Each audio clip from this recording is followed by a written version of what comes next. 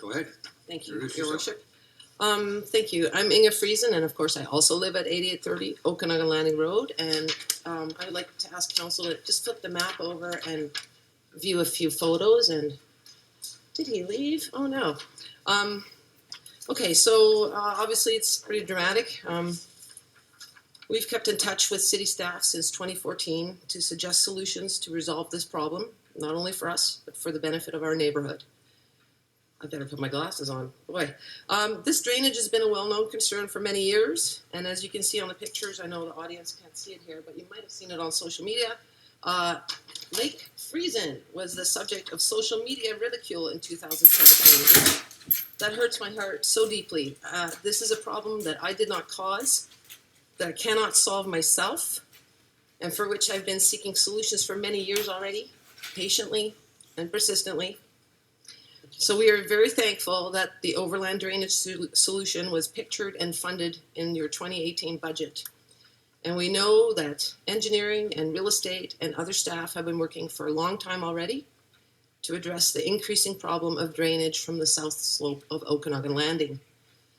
And as the staff report says too, we also recognize excuse me, that this drainage problem requires further study. And as some of the council members who live in this area know, there is significant recent evidence of slope instability in our neighborhood.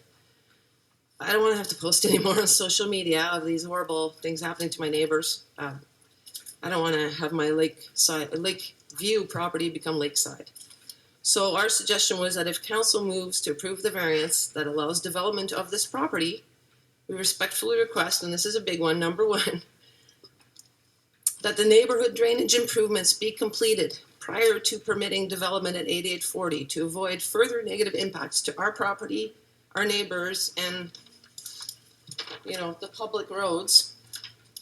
And number two, if it's possible at all, to require holding tanks or alternately connection to city sewer, because a septic field on a tricky hillside with all these seasonal surface and groundwater flows above a culvert that already spills too much water onto properties below and into the lake is a health hazard. We cannot now also accept sewage flows across our land. Here's another thing. City engineering advised us to wait a year after the drainage fix is completed to start any work on our property. We've now waited 5 long years. How much longer must we wait? Please, I urge council, do what you can if you can approve these amendments or something so we can get on with our lives. Thank you. Thank you, Ms. Friesen. Any questions for Ms. Friesen? Thank you. Oh, Councilor Quire. Hi. Thanks. Hi. Thanks for coming. So, a part of me is wondering if the applicant is required to deal with all the stormwater and there's actually a house there. I think your situation might get better because, for one thing, over the footprint of the house, you're going to control, you're going to capture whatever precipitation is. You have the ability to control the runoff because of the house, and there's a requirement that all the runoff to do with that property gets solved through this process. Yeah, I think we're not just dealing with runoff. I think there's also significant groundwater flows, and that's the problem. We had Dr. Brian Guy come out. He's a friend of mine. I work for the Okanagan Basin Water Board, so I regularly interact with all these water professionals, and so it's very easy for me to call somebody and say, hey, I've got a concern. But I didn't have much time to react to this DVP consideration. We got the letter in the mail on Friday, so we had 5 days to prepare for this meeting. I managed to get him to come out on Thursday. He did me a favor. I would love to hire him, of course, if that's going to be necessary. But he said to me, the first thing right away, he said, no, that groundwater all that stuff is coming right under East Side Road and right into your property. So yes, there's surface water, but there's also a massive amount of groundwater interaction, and I think that's why we have this problem. Here's another example. The bottom of our property, the ditch at Okanagan Landing Road, the bit of ditch that we do have, that you've seen me down there trying to shovel things, whatever. I'm trying to make it work a little bit better to try and reduce the hazard on the public road because I hate that. It's not right. So anyways, that ditch, it stays filled with water for forever, it seems like. Other ditches in our neighborhood are already dry and that ditch is always wet. So why is that? Because we've got that massive other flow that's happening as well as the runoff that we see on the surface. The runoff ditch that's proposed there, I think in the, is it the email from, was it Mr. Bartel? He proposed a 2 to 3 foot deep trench. When you have a property like this and you put your septic field here and that septic field is how deep, a couple of feet of runoff control. I agree with you, it'll help things a little bit. But if it's also directing the runoff towards a section of ditch that doesn't even drain, then it's going to be worse for other people. In that section of ditch that doesn't drain, it's above us, it's above 8824, it's above the empty lot at 8818. There may or may not be interactions with 8812 too, the Ogasawaras. I don't know. They had a year, might have been only 2017 when they were affected. But for us, it's pretty much every year now. And so I'm feeling like I have to pray, please, can we have a dry year just so I can sort of be okay? But if we're still not okay, even in a dry year, it's so squishy. Like I want to do something with my property. I would like to have a carport or something. Every time it snows, I have to, plan ahead. I can't even do anything with my property right now, so I'm feeling extremely frustrated that it's taking so long. I want the neighborhood drainage to be fixed. I don't want to stop Mr. Beauregard from building his home. I would love to welcome him as my neighbor, but I can't take a septic field above a culvert that's already causing a stream on my property. It just doesn't seem like yet another thing that I have to deal with. I'm sorry. I will go to the province. I already did call Interior Health many years ago. I also spoke with Ed Stranks probably in 2015 and said, hey, if we need to do an easement for drainage, could we also bring sewer up at the same time? Because it'd be great to service those lots. I can tell you the history of this area. I talked to all the old folks who lived there, including Ellen Hill, who's a famous name here. There was a neighborhood first planned in the 60s on a community water system called the Whitewood Water System. Only the properties on the low side of East Side Road were serviced. Those directors, those are the people that live there in that area that run that water system, they never ever wanted to see development at 8840 or 8860, so they refused to connect it to water. It was only once Mr. Hill had to subdivide his property, I'm not sure, he must have had to connect to city water and sewer, and that one easement that's shown on the map is actually through the Hill property. That's the easement that brings water service to 8840 and 8860. The other easement that's shown on the map is actually kind of a weird one. It's an easement that's registered to our property for that historical, well, it's not historical, still in use, community water system. And so what that does, it brings water from a well kind of close to the roadside up through that easement through 8854 and the property next door to 8840, which had that weird little, I don't know if you saw it on the map, it's got a weird little square on it. That little square is the reservoir. Yeah, there it is. Oh, come back. Wakey, wakey. Okay, there it is. That weird little square right where it says East Side Road. There we go. That's the community reservoir. So, sorry. The green dashed line from the bottom of Okanagan Landing Road that kind of goes up to the R of East Side Road there, that's the easement for the water service. And so there's also community water reservoir. So I don't know if any of the people from the community water system were informed, but if the water is also going to be displaced in that direction, I'm not sure if they're also going to have some impact. But anyway, I really think the drainage issue needs to be addressed so that 8840 can be more safely developed as well. There's a large section of that property that doesn't have a functioning ditch right now. I think septic is going to be really tricky. I've always thought that. I've had it now confirmed by many other people. I don't know how many more folks I need to hire or convince to tell me the same thing. Help me out, please. Thank you. Thanks. Councilor Anderson? I have one question for you. What time of year is the runoff most pronounced? Well, usually it starts, sometimes we're lucky it doesn't start till March. Often it starts in February. And then depending on the year, 8 to 13 weeks. So that's 2 to 3 months. So usually March, April, and May are the worst. By June, we're hopefully drying out.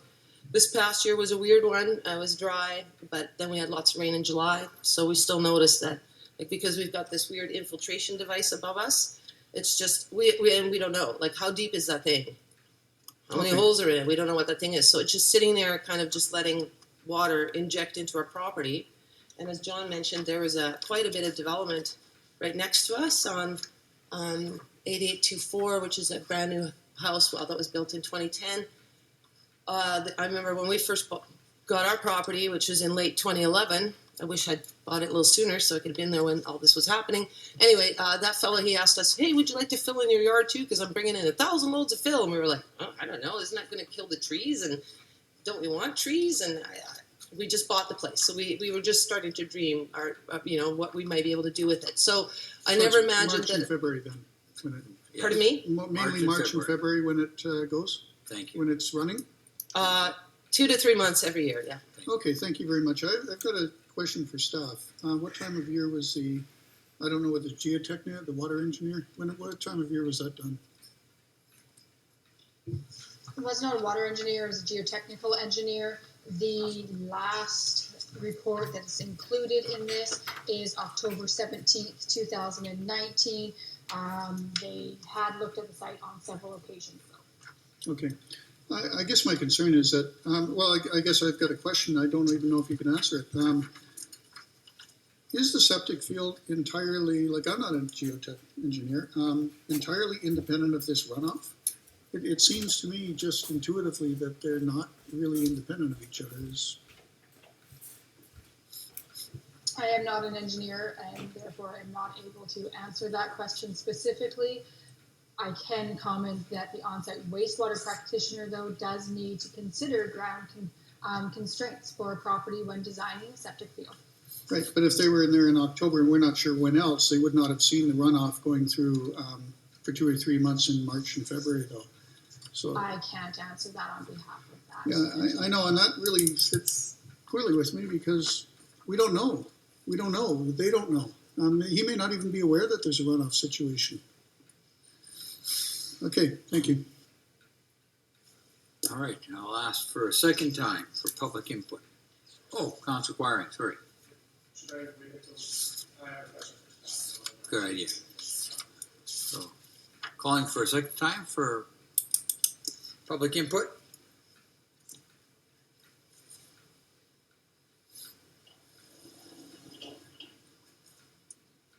Calling for a third and final time for public input on variance permit application 00423 for 8840 East Side Road. Go ahead.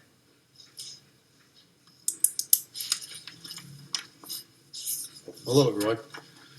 I am the fellow that bought this property 3 years ago. It'll be 3 years this March. I've gone through living in rental suite after rental suite, moving out to the next rental suite, paying thousands in taxes, thousands in rent, thousands in payments on this property, which I was sold. And I still haven't built my home there. And for the situation of the system that Vernon has put on me, I've lived here all my life, my family's lived here all our life. And anyways, it's caused me a lot of headache and stress for the last 3 years. I don't know what it would do to you if you were in my predicament where you bought this property, you think you're going to build your dream home, but it's been on hold and going from rental place to rental place. Okay, anyways, that's just another story, another situation that I've been through, but maybe you don't know about.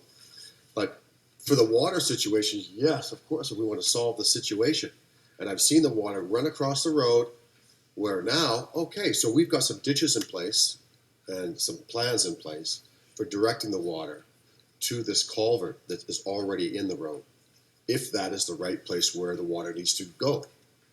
And I am willing to help whatever needs to be done in order to get this water problem solved.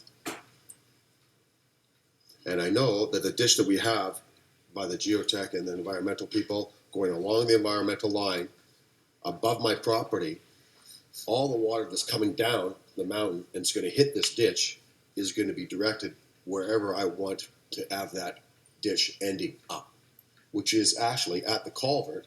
It still happens, which is right above it where the ditch is ending. It passes my house, basically, and as soon as that ditch passes my house and past the septic system, which is not interfering with the septic system, It actually is running straight towards that culvert.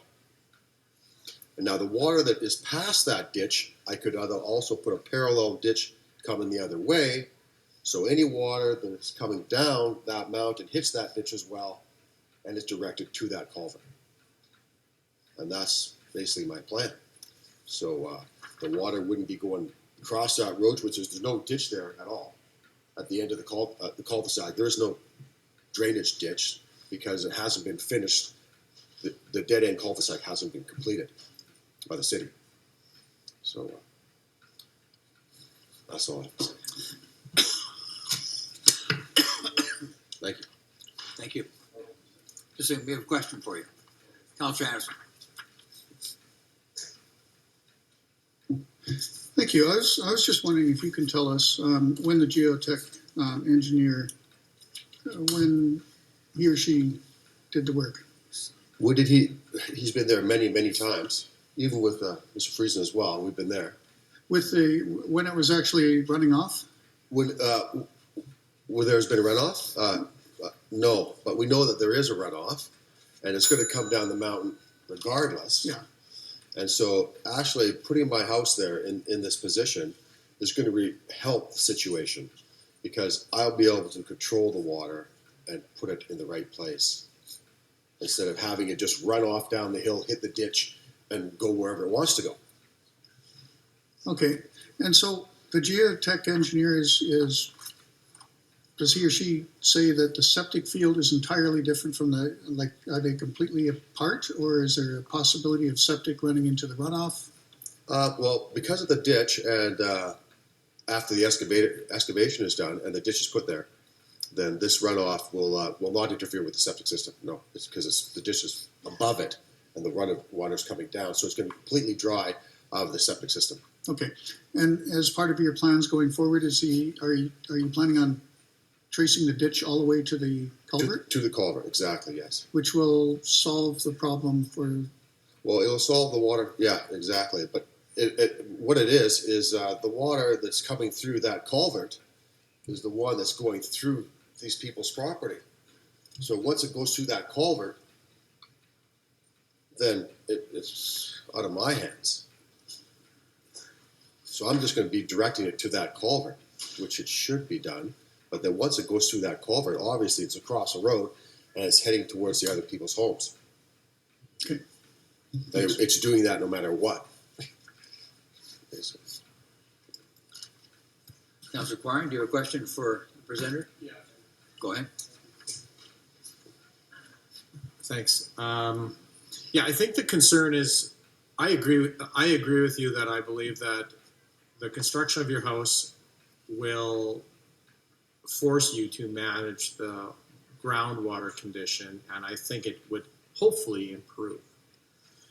But I think the problem and what we're struggling with is that although we have a concern that your septic system will contribute to the problem.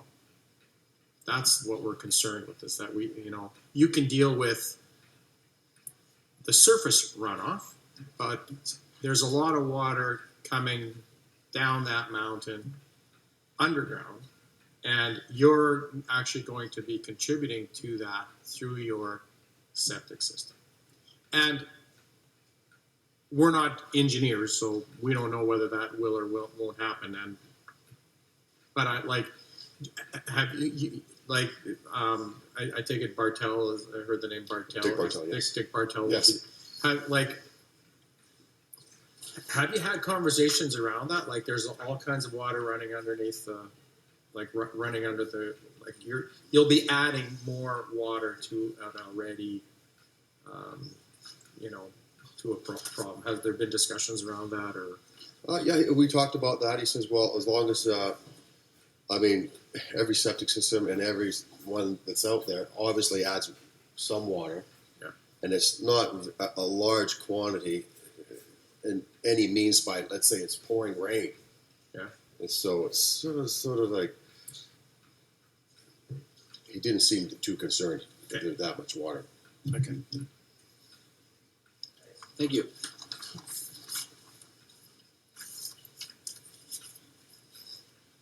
Okay. So we're done. All right, that's the third and final time for input from the public. Seeing no more input, I will close the public input session.